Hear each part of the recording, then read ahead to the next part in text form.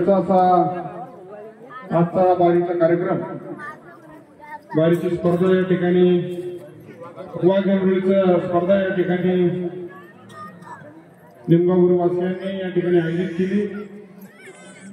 आजच्या कार्यक्रमाप्रसंगी उपस्थित सर्वच तोलामोलाची मंडळी, त्यामध्ये अनिल भाऊ असतील, राजू भाऊ असतील, अतुल भाऊ असतील, आमचे लवकरी साहेब असतील, अनेक मंडळी या ठिकाणी, आशिष पोंदे येऊन गेले, शिवाभाऊ येऊन गेले आणि माझ्यासोबतही संजूभाऊ मुंडे सरपंच आहेत, गावचे सरपंच, तंटामुक्ती अध्यक्ष, शाळा समितीचे अध्यक्ष, सर्व सदस्य, ग्रामपंचायतचे सर्व सदस्य या ठिकाणी उपस्थित, वडीलधारी मंडळी, माझ्या माता भगिनी, लाडक्या बहिणी या ठिकाणी उपस्थित, माझे अत्यंत जीवाभावाचे युवक मित्र। निवडणूक झाल्यानंतर निवडणुकीच्या काळात मला या गावामध्ये येता आलं नाही अशी खंत आहे। वेळ कमी होता आणि थोडंसं घाईघाईतच सगळं करावं लागलं, त्यामुळे येता आलं नाही।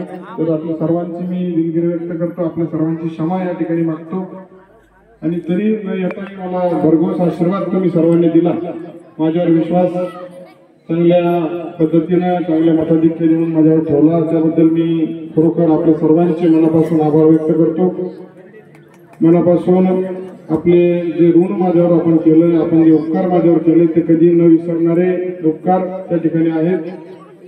त्यामुळे निसंकोचपणे अनिल भाऊ असतील, तुम्ही सर्वच मंडळी, राजू, निसंकोचपणे आता राजकारण या ठिकाणी संपलं, यानंतर मी सर्वांच्याच या ठिकाणी लक्ष दिले आहे।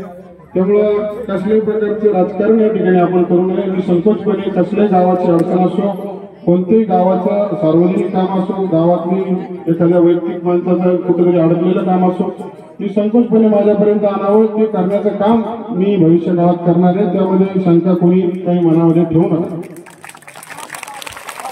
आणि आपल्याला काही वेगळं विकासात्मक दृष्टिकोनातून या ठिकाणी काम करायचं, विकासाचं राजकारण आपल्याला करायचं, जातीपातीचं राजकारण आपल्याला भविष्यकाळात करायचं।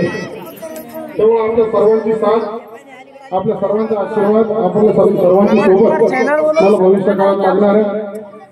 त्यामुळे निसंकोचपणे तुम्ही सार्वजनिक कामासाठी माझ्यापर्यंत आले तरी त्या कामाला मी नाही म्हणणार नाही आणि लवकरात लवकर तुमचं करून देण्याचा प्रयत्न मी त्या ठिकाणी करेल आणि ते नक्कीच देऊळगाव राजा लाईव्ह पूर्णत्वास त्या ठिकाणी तुमचं काम करून दाखवल अशी ग्वाही सर्वांसमोर या ठिकाणी देतो।